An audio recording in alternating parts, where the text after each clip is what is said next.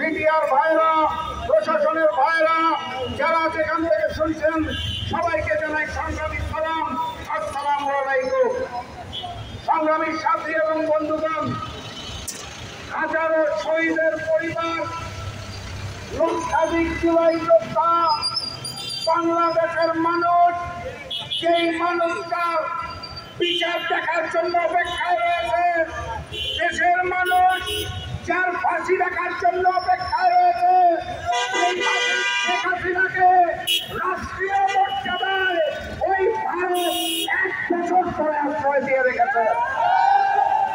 এই আশ্রয় চলবে না।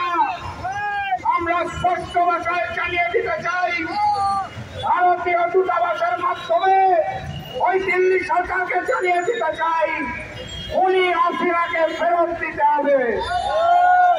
বাংলার সীমান্তে হত্যা বন্ধ করতে হবে, অবৈধ বন্দী বন্ধ করতে হবে। যে সকল ভূখণ্ড দখলে নিয়েছেন তা ফেরত দিতে হবে। দেশের অভ্যন্তরীণ বিষয় নিয়ে আপনাদের দাদাগিরি বন্ধ করতে হবে।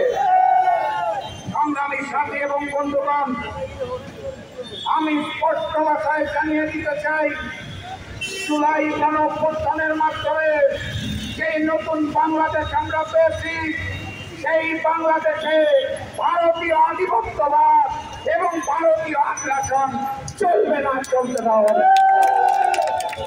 শেখ হাসিনার আমলে বাংলাদেশ সেনাবাহিনী, বাংলাদেশ বিমান বাহিনী, এমনকি আমার বাম পাশে দাঁড়িয়ে থাকা পুলিশ বাহিনী সহ সচিবালয়, বিভিন্ন জায়গায় ভারতীয় কর্মকর্তা এবং নয়ের এজেন্টের প্রবেশ করানো হয়েছিল। আমরা অত্যন্ত দুঃখের সাথে লক্ষ্য করছি, এখনো প্রশাসনের বিভিন্ন জায়গায় ভারতীয় কর্মকর্তারা নয়ের এজেন্টরা কর্মরত রয়েছে। দিল্লি সরকারকে জানিয়ে দিতে চাই, বাংলাদেশের ভূখণ্ড থেকে আপনাদের সকল কর্মকর্তা এবং ওই এজেন্সি রয়ের সকলকে প্রত্যাহার করে নিজের দেশে নিয়ে যান, না হলে আবারও চুলাই হবে।